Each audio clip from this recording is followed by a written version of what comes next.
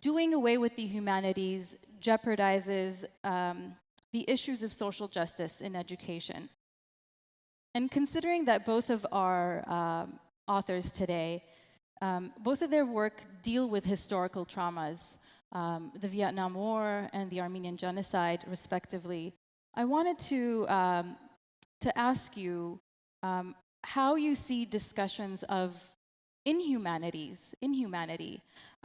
contributing to the goal of humanistic education. What do we benefit from looking at this intersection of politics and aesthetics in talking about moments of catastrophe, violence? Well, when we talk about the humanities, oftentimes what we think about is how the humanities are there to preserve the best of what has been thought and known. But sometimes it's also useful to think about preserving the worst of what it is that we've been capable of doing. I think back to my own experience. I think I've lost my mic here. I think back to my own experience as a Vietnamese refugee who came to the United States when he was 4 years old in 1975. And of course, in the United States, to mention the Vietnam War is to mention a history that most Americans think that they're familiar with. But when I was growing up in the United States, I was thinking of myself as an American boy until I started to understand how it is that Americans thought of the Vietnam War. And when Americans say the Vietnam War, what they really mean is the American War, because what they care about is what the war meant for Americans. And I grew up in a Vietnamese refugee community where we were constantly talking about the impact of the war on our lives in terms of lost relatives, lost country, lost property, lost identities, and so on. But these experiences of the Vietnamese people, whether in Vietnam or in the United States, was completely unknown, almost, to Americans. And that was my first inkling that something like the humanities might be important. Of course, when I was 10 or 11 years old, I didn't think about the humanities. What I thought about was stories. You could go in the 1980s and 1990s, you were constantly bombarded with movies about the Vietnam War told from the American point of view, in which people like me were there just as the backdrop to the American story. And of course, 58,000 Americans died during the Vietnam War, which is a tragedy, but 3 million Vietnamese people died during the war, and 3 million Laotians and Cambodians also died during the war and afterwards. And I'm pretty sure most Americans don't even know that the war was fought in Laos and Cambodia as well. And so that impressed upon me how important it was to tell stories, because it was through telling stories that we shape our identities. We shape an American identity, we try to contest that identity, and that was the origins for me of thinking that storytelling and art could have an important role in our lives. So, the Vietnamese community is big on math and science and everything like that. I should have become a doctor. I would have made my parents happy. That was what my brother became. But you know what? 1,000 doctors is not going to change the American story. 1,000 doctors is good, for all kinds of reasons, but 1,000 doctors is not going to get Americans to rethink their history. And that's one of the reasons why we need the humanities and writers and storytellers. And part of what we do in the humanities, again, is not simply to talk about what's wonderful. That's important, but to talk about what's terrible as well. And the Vietnam War was terrible. And that's part of what my work has been doing as a humanist. Mm-hmm.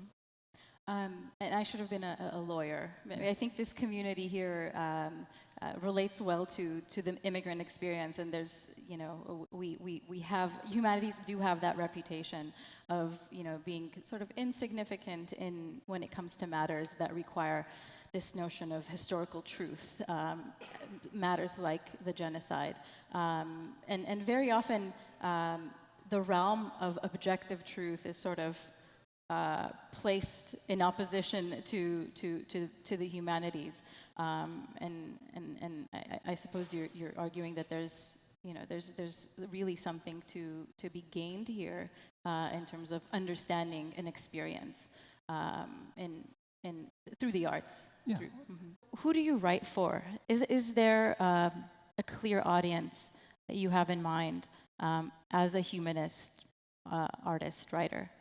When I was growing up, I felt that it was important to become a writer because it seemed to me that the Vietnamese people Vietnamese people were not seen as human in American culture, if you watch these movies and so on. And so I thought, as a writer, maybe what I need to do is to humanize Vietnamese people in my stories. And so I wrote a collection of short stories called The Refugees, where I did that.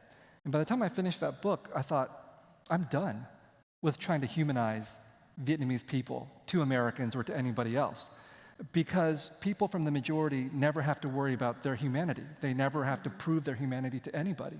It's left to people like us, minorities or the subjugated or the murdered, to try to prove our humanity. But if we start from that assumption, we've already lost the battle. And that relates to the question of audience. Because if you feel like your audience is not your own people, but the majority or the people who've colonized you, and you need to prove your humanity to them, you've already conceded to distorting the story that you're going to tell, whether it's an artistic story or whether it's a political story. You're trying to prove something.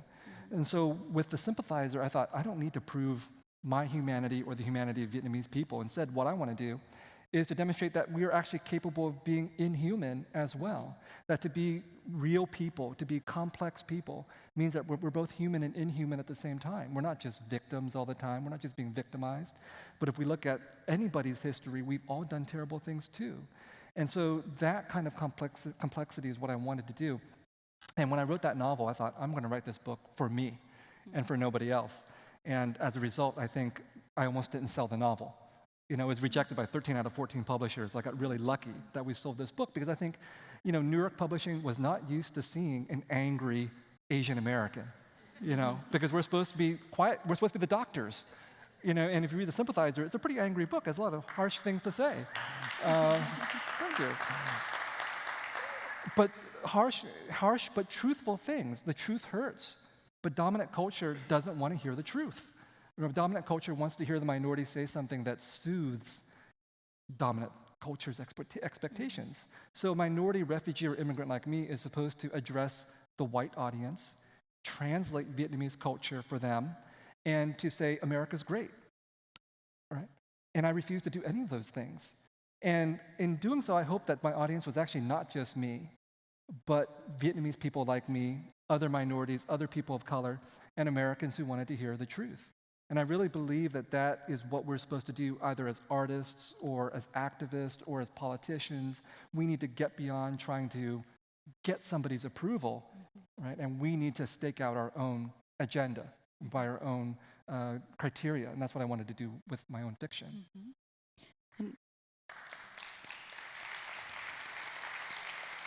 And I think on the Armenian side, the narrative of the Armenian Genocide has similar struggles.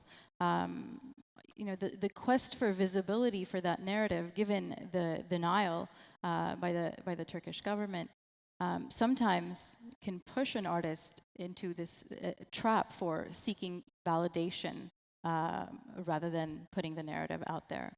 I just want to add to that by saying I see a lot of similarities, right? Because I think that, again, like I think Vietnamese and Armenians share something, which is that we're identified by one tragedy in the world's imagination. So if you're Vietnamese, you have the Vietnam War. If you're Armenian, you have the genocide. And that's both good and bad. The good part is, if I write about the Vietnam War, I knew that people were going to publish me eventually. And if you're Armenian and you write about the genocide, you've done half the work, because people are like, of course, you have the genocide. Let's hear about the genocide. But it's also very limiting because you're also encased by that stereotype at the same time. And so I think there is a temptation, obviously, for Armenians or politicians or artists to speak to an audience that wants to hear one kind of story. And I'm assuming that within the Armenian community, there's a different set of stories people are telling each other, just like in the Vietnamese community. For example, Americans expect the Vietnamese to be grateful. Well, we rescued you from communism. Of course you're going to be grateful. And oftentimes Vietnamese people in public will be grateful. But in private, if you get to listen to them, they're not. They're much more ambivalent. You know, some of them are angry that they felt that the United States abandoned them in 1975. Some of them have many more complex kinds of things to say within their own community when they speak to each other. And that's the kind of conversation that we actually need to bring out into the public, because that's where the truth resides. And I mean, I think these kinds of narratives have a cyclical fashion because they also work their way back into the community. When you said, you know, in the Armenian community, it's probably there's probably quite a lot of diversity in the way we conceive of this almost identity defining moment. But just as we heard today on the stage from how Armenians in Turkey lived and lived on after the genocide, and how there are so many differences in the way various diaspora communities imagine themselves post-genocide. We do see an emergence of this master narrative that very much mirrors or the outside. This is very much written based on this idea of invisibility. We're invisible, and so we need to just push forward this one master narrative that can talk about and narrate the genocide. I don't know if the parallels stop here between the two historical traumas we're talking about, but it did. Your comment made me think of the reverse effect of the reverse flow of the narrative. Do you think that Armenians who are speaking to a non-Armenian audience